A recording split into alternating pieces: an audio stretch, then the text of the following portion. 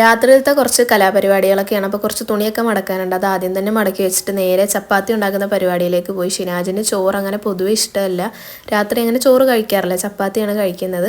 അപ്പോൾ പരത്താനും കുഴയ്ക്കാനും ഒന്നും എനിക്ക് അറിയാത്തതുകൊണ്ട് അതെല്ലാം ഉമ്മ ചെയ്തു തരും. ചുട്ടെടുക്കൽ മാത്രമാണ് എൻ്റെ പരിപാടി. ഷിനാജ് മാത്രമല്ല, ഉമ്മയും ചപ്പാത്തി തന്നെയാണ് കഴിക്കുന്നത്. എനിക്ക് പിന്നെ ചോറ് തന്നെ വേണം. ഞാൻ ചോറിൻ്റെ അഡിക്റ്റ് ആയതുകൊണ്ട് രാത്രി ഞാൻ ചോറാണ് കഴിക്കാറ്. പിന്നെ ചപ്പാത്തിക്ക് വേണ്ടിയിട്ട് പ്രത്യേകിച്ച് അങ്ങനെ കറിയൊന്നും വേണമെന്നില്ല കേട്ടോ ഷിനാജിന്. നമ്മൾ ഉച്ചക്ക് ചോറിന് എന്ത് കറിയാണ് ഉണ്ടാക്കുന്നത് അതും കൂട്ടി അങ്ങ് കഴിച്ചു. ചപ്പാത്തി മുഴുവൻ ചുട്ടെടുക്കുമ്പോഴത്തേക്കും ഒരു പരുവാകും. അത്രയ്ക്ക് സഹിക്കാൻ പറ്റാത്ത ചൂടാണ് കേട്ടോ. അപ്പോൾ ഒരുവിധം ചപ്പാത്തി ഫുള്ള് ചുട്ടെടുത്ത് കഴിഞ്ഞ് പിന്നെ ചായക്ക് വെള്ളം വെച്ച്, കട്ടൻ ചായയാണ് ഇവിടെ പൊതുവെ എല്ലാവർക്കും ഇഷ്ടം. ഞാൻ അങ്ങനെ ചായ കുടിക്കാത്ത ഒരാളായിരുന്നു. പാൽ ചായ പിന്നെ ഇപ്പോഴും കുടിക്കത്തില്ല.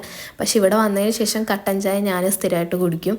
അങ്ങനെ അതെല്ലാം കഴിഞ്ഞിരിക്കുമ്പോഴത്തേക്കാണ് ഷിനാജ് വന്നത്. ഒരു 9:30 ആവും കേട്ടോ. വരുമ്പോഴത്തേക്ക് ഞാൻ വീഡിയോ എടുക്കുന്നതിന് എന്തൊക്കെയോ പറയുവാണ്. പിന്നെ ഫുഡ് കഴിക്കാനായിട്ട് ഇരുന്ന് ചപ്പാത്തിയും മീൻ പൊരിച്ചതും തക്കാളിക്കറിയൊക്കെ ഉണ്ടായിരുന്നു.